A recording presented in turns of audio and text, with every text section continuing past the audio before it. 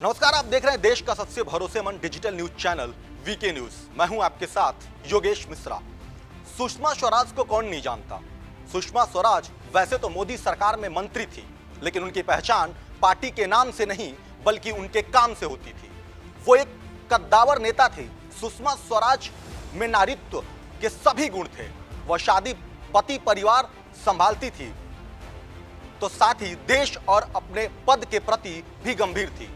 सुषमा स्वराज ने शादी के बाद अपने पति का सरनेम नहीं अपनाया, लेकिन पति के नाम को ही सरनेम बना लिया था। उनके पति का नाम स्वराज कौशल है।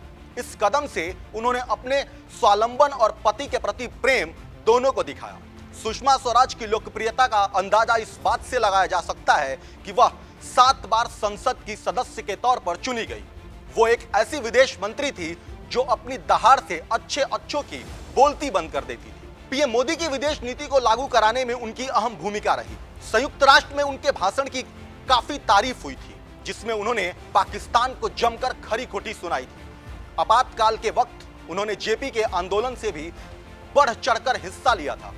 विदेश में मुसीबत में फंसे भारतीयों को लाने की प्रथा सुषमा स्वराज ने ही शुरू की थी। वो इतनी एक्टिव थी कि बताया जा रहा है कि हर एक ट्वीट का जवाब वो फौरन देती थी।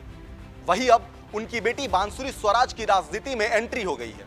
बता दें कि बांसुरी स्वराज को बीजेपी की दिल्ली इकाई के कानूनी प्रकोष्ठ का सह संयोजक नियुक्त किया गया है, जिसमें उनका सक्रिय राजनीति में प्रवेश 100% निश्चित हो गया है। जानकारी के लिए आपको बता दें कि बांसुरी स्वराज सुप्रीम कोर्ट में वकालत करती है। उन्होंने ऑक्सफोर्ड में पढ़ाई की।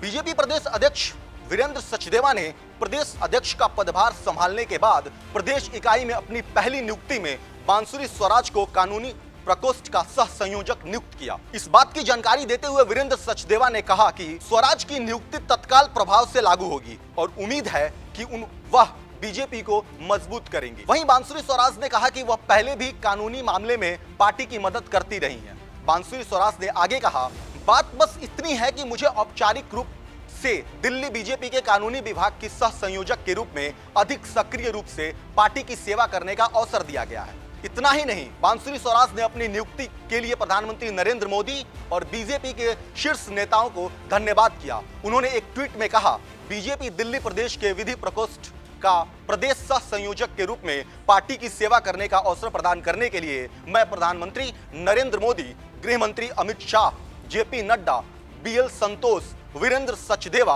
और बीजेपी की अत्यंत आभारी हूं।